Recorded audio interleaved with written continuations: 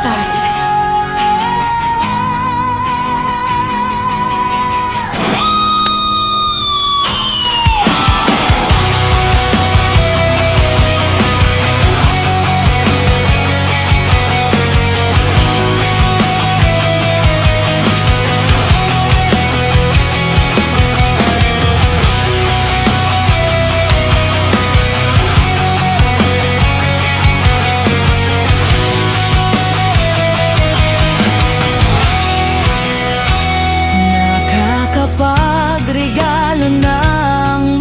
Sabik, makatanggap ng regalo tuwing Pasko.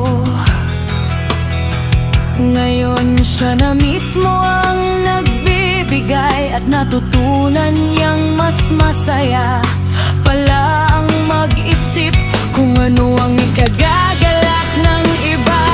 At sa bawat munting handog, mas lumalalim ang kanyang pangunawa sa tunay na kahulugan ng Pasko. Pag nakapagod na manatili, pero nandito pa rin ako, hindi pa rin makabitaw sa'yo. Parang oras na ayaw umusad, nakapako sa pagitan ng sana at paano kung pinipilit kong intindihin ang katahimikan mo. Kahit unti-unti akong naubos dito, hindi ko alam kung hanggang kailan ko kakayanin. Pero sa ngayon, pinipili ko munang manatili. Hindi dahil wala na akong lakas umalis, kundi dahil may bahagi pa rin sa akin na naniniwalang ay saysayang lahat ng ito.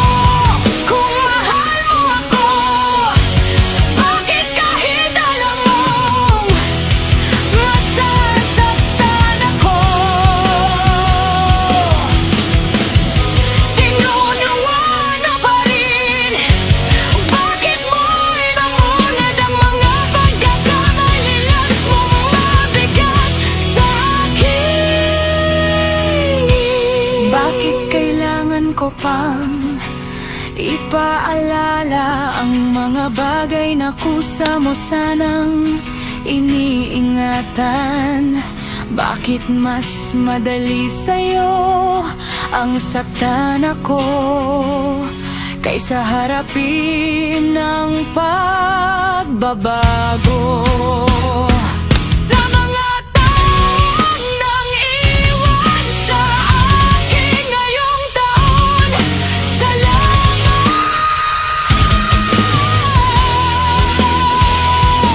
Tinuruan niyo akong piliin ang sarili ko at yakapin ang katahimikan kaysa pilit na presensya. Hindi pala kawala na mawala kayo, dahil mas natutunan kong pahalagahan ang sarili ko. At mas naging malinaw kung sino ang karapat-dapat na manatili sa buhay ko. Mas masaya pa rin sana ang Pasko at bagong taon kung buhay pa si Lala. Mas puno ng tawanan ng sala, mas may kulay ang bawat kwento, at mas magaan ang pakiramdam ng bawat lasya. Ang mga wesa ay mas masaya, hindi lamang sa dami ng pagkain, kundi sa presensyang nagbibigay buhay sa bawat simpleng bagay.